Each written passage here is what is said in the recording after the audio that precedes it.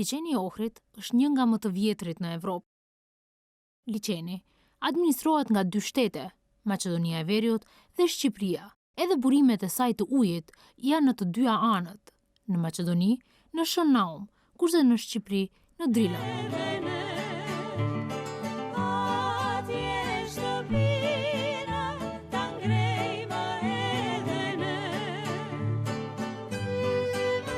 Burimet e Drilonit, që kanë statusin e monumentit të natyrës, ndodhen rreth 4 km nga qyteti Pogradecit, në afërsi të fshatit Tushemish dhe të fshatit Guras. Janë disa burime me origjinë, le të themi, gëlqerore që rrjedhin nga liçeni i Prespës, nëpërmjet malit të thatë. Burimet e Drilonit kanë vlera të larta natyrore,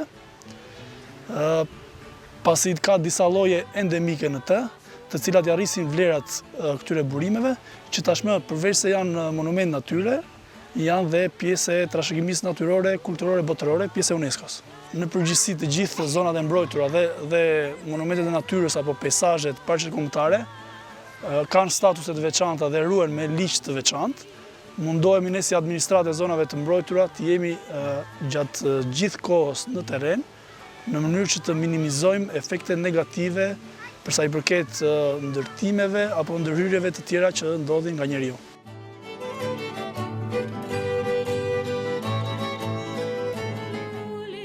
Tushemishti dhe Driloni janë pothuajse një, janë të bashkuar, janë shumë afër njëri tjetrit, i bashkojnë burimet e shumta ujore, siç e thamë që rrjedhin nga mali i thatë burime gëlqerore, si dhe themi restorantet që gatuajnë ushqime tradicionale të zonës.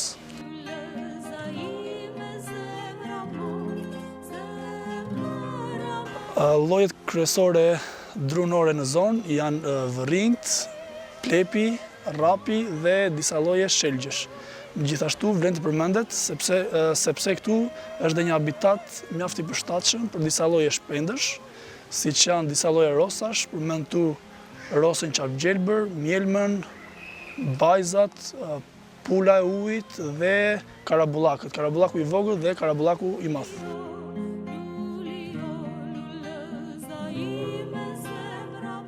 Burimet e Drilonit, përveç se kanë statusin e monumentit natyrës, tashmë kanë rëndësi akoma më të madhe, pasi janë pjesë e trashëgimisë natyrore, kulturore, botërore, dhe është rritur ndërgjegjësimi për t'i ruajtur këto burime në mënyrë të qëndrueshme. Domethënë dhe vetë njerëzit në Pogradec apo dhe vizitorët e ndryshëm që vizitojnë këtë zonë janë ndërgjegjësuar tashmë dhe duke mos e ndotur apo mos e dëmtuar këtë habitat apo le të themi këtë ekosistem ujor, që është një vlerë e shtuar për Pogradecin.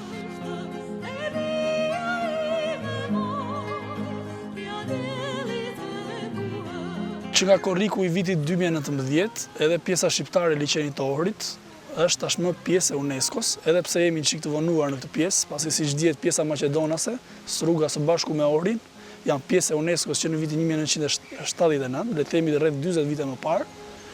Më në fund dhe pjesa shqiptare është bashkuar, pra tashmë liçeni është një ekosistem i tërë dhe si një ekosistem i tillë është pjesë e UNESCO-s. Gjithë liçeni së bashku me Gadishullin e Linit dhe burimet e Drilonit, tashmë janë core zone, le të themi zonë qendrore e UNESCO-s, ndërsa gjithë pjesa tjetër e pellgut të Ymbledhës, të liçenit, për sa i përket pjesës shqiptare, është zonë buferike, pra buffer zone e UNESCO-s.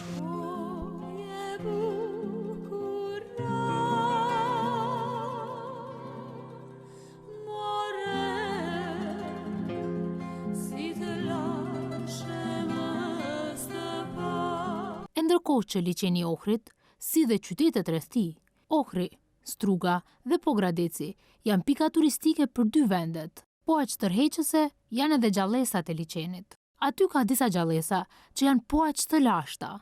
Njëra prej tyre është Trofta ose Korani, një peshkirall që rritet vetëm në liçenin e Ohrit. Për turistët, por edhe për banorët, peshku është i kërkuar shumë. Megjithatë, sasia e tij zvoglohet në vazhdimsi. Peshkimi pa kujdesur ka vënë në rrezik këtë peshk kaq të rrallë e të lashtë. Mora se stavi kraj na svето тоа. Дали да се додели концесија за стопански риболов, ама ние сме против тоа затоа што езеро е уништено. Гледате и сами дека кај нас се лови само белица, а нема пастрнката.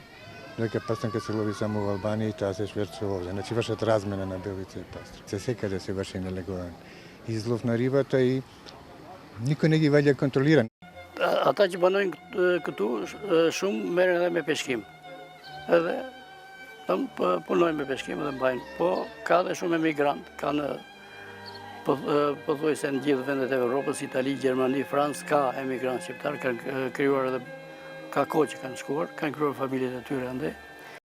Autoritetet e dy vendeve thonë se po bëjnë përpjekje që të kujdesen për peshkimet ilegale, si dhe për shumimin e peshkut të rrallë, por peshkatarët në vazhdimsi shprehin shqetësime.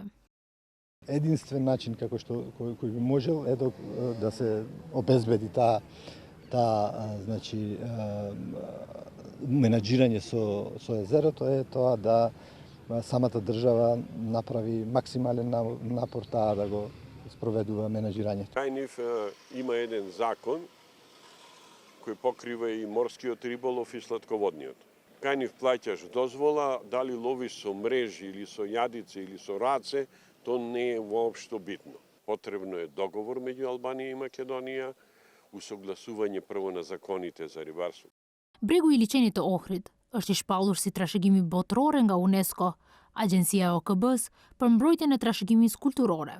Por edhe kjo agjenci ka shprehur në vazhdimsi shqetësimet se si autoritetet nuk kujdesen sa duhet për mbrojtjen e liçenit dhe kësaj pasurie të rrallë, natyrore e kulturore. Organizatat e ndryshme ekologjike, por edhe qytetarët, thonë se duhet punuar për të mbrojtur më shumë si liçenin, ashtu edhe gjallësat e tij. Тоа е затоа што овие 20 години покажаа дека сепак потребен е видеонадзор кој што ќе ги следи сите активности во близина на населените места и би стопирал, односно би ги редуцирал на минимум сите оние незаконски дејства кои што се однесуваат како на илегален риболов, на палење и уништување на трската и натрупување на отпад. Driloni, tushemishti së bashku me Shënaumi, po thuaj se janë një ekosistem, kanë origjinën e njëjtë dy, besoj të dy burimet, të tre burimet së bashku me tushemishtin rrjedhin nga liçeni i Prespës, pra nëpërmjet malit të thatë. Thirrja ime e vetme është të vizitojnë dhe pjesën shqiptare të gjithë turistët.